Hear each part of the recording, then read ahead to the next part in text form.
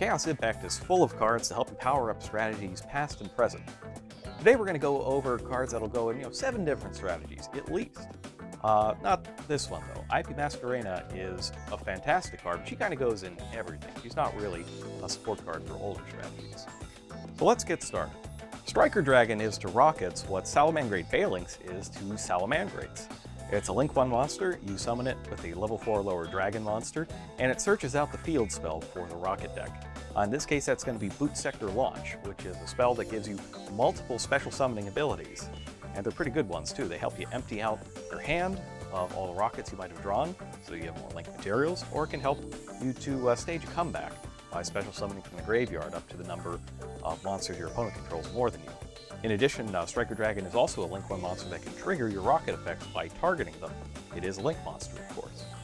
And, its arrow isn't the greatest going left, but its other effect can target itself to destroy itself, get it out of your extra monster zone, and get a rocket back into your hand that you can then special summon with Boot Sector Launch. Originally introduced in the Infinity Chasers, Evil Eye makes its return in Chaos Impact with 2 new cards. One Link 2 monster, Gorgon, Empress of the Evil Eye, and a new equip spell, Evil Eye of Gorgoneo, that counts as Evil Eye of Selene while it's on the field. Gorgoneo helps you catch up on all the life points that you lost from using your other Evil Eye effects with the original Evil Eye of Selene by increasing the attack of its equipped monster by the difference between your life points and your opponent's while yours are lower. And its graveyard ability lets you get other Evil Eye spell and trap cards out of the deck.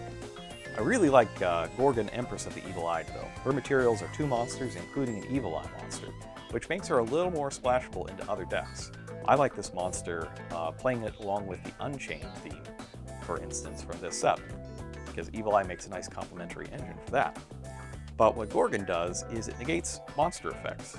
So while you have Evil Eye of Selene on the field, which could also be Gorgoneo, you can target an effect monster your opponent controls and negate its effects until the end of the turn as a quick effect. And that is a once per turn ability. Now, there is of course a drawback. Next standby phase, after the effect is activated, you have to destroy a monster that she points to. But she points up and down, so that monster could be your opponent's. And because she points up and down, you don't have to put a monster at the zone she points to. I like to though. I like to put one of the Unchained Twins from this set there, so that you can destroy it by a card effect and let me summon an Unchained Soul from the deck. Marincess pick up a ton of new cards in Chaos Impact. So many, in fact, that we gave you a few of them ahead of time in the Rising Rampage Special Edition.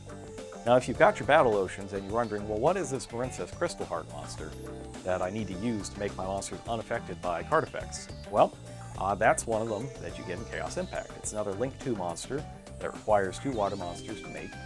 And the goal with this is to make it first, and then use it as a material for Coral Anemone, the other Link 2 monster, and then revive it back, because it has less than 1500 attack. And in doing so, you wind up with 4 materials worth of monsters that you can then turn into Wonder Heart, or really whichever water monster you need to. Marbled Rock, Wonder Heart, either is fine, and it'll have the extra ability from Battle Ocean. And you'll have that extra Link monster in the graveyard to equip. Now, to get extra monsters on the field, you could use some more special summoning abilities, and that's where Marincess Mandarin comes in. If you have 2 or more Marincess monsters, and she's in your hand or graveyard, you can target a water Link monster you control, and special summon it to the zone that monster points to. And she gets banished when she leaves the field, but that seems like a fair price to pay to get yet another special summon onto the field. And if you're looking for Marincess Mandarin, or your other Marincess cards, then you probably want to play Marincess Blue Tang first. If you normal or special summon her, you can send a Marincess monster from your deck to the graveyard, so that gets Mandarin right in the graveyard to special summon her back later.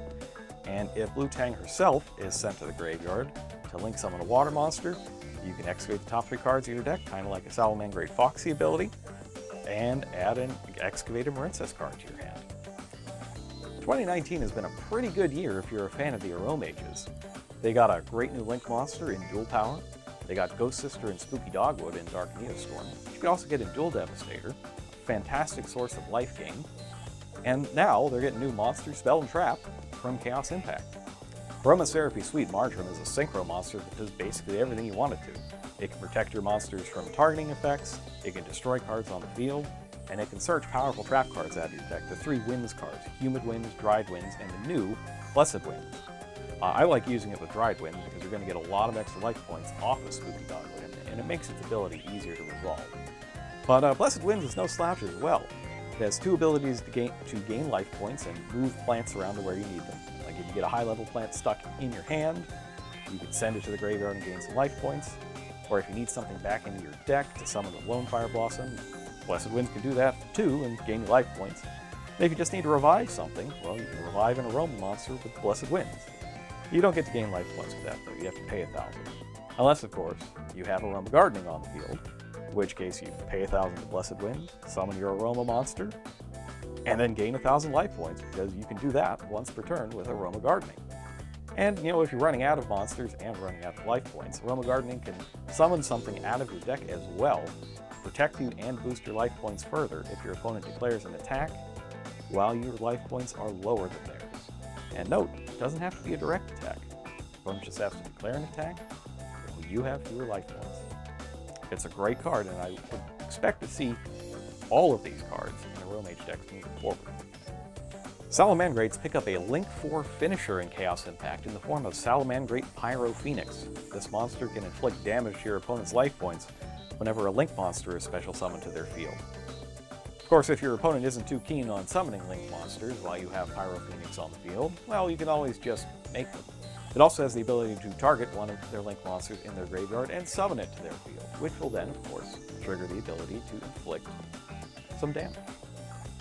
Of course, just like Sunlight Wolf and Heat Leo, Pyro Phoenix also has an ability if you Reincarnation Link summon it. That is, use it as the material for another one, which you can do, one-to-one with Salamandrate Sanctuary as usual, or you could use this new quick play spell card, Salamandrate Transcendence, as well, which lets you do exactly that. You just link summon a new copy of the monster you already had on the field. And when you have reincarnated Salamandrate Pyro Phoenix, it comes with a field clearing ability that just destroys all cards your opponents control. So it's kind of the complete package. You can wipe your opponent's field, it can wipe out their life points in multiple ways, and it's just a really excellent card. And, if you're going to play it, obviously you'll play it in twos. So one great way to show whether or not your Pyro Phoenix has been reincarnated is by using this lovely alternate foil version of it as the reincarnated one. Tenyi from Rising Rampage also pick up a number of excellent new cards in Chaos Impact. Tenyi Spirit Ashuna is a 6th basic Tenyi monster that you can both special summon from your hand, but also banish from your hand or graveyard for another ability if you control a non-effect monster. This one special summons another Tenyi monster straight from your deck. In addition, Tenyi decks get multiple new extra deck options between the Link 3 monster Draco Masters of Tenyi and the Synchro monster level 8, Draco Berserker of the Tenyi. Draco Berserker is the card you want if you're trying to inflict as much damage as you possibly can. It can banish your opponent's monsters if they activate effects, but more importantly, it has kind of a Blackluster Soldier Envoy at the beginning style double attacking effect, where if it destroys an effect monster by battle and sends it to the graveyard, it can attack a second monster that battle phase. Oh, but of course it gains the attack points of the thing destroyed first, so the next attack is far more devastating. Draco Masters of the Tenyi opens up 3 more extra deck slots for you, which is very useful in and of itself, but it also can't be destroyed in battle by effect monsters and can wipe out effect monsters on the field, equal to the number of non-effect monsters you control and have in the graveyard.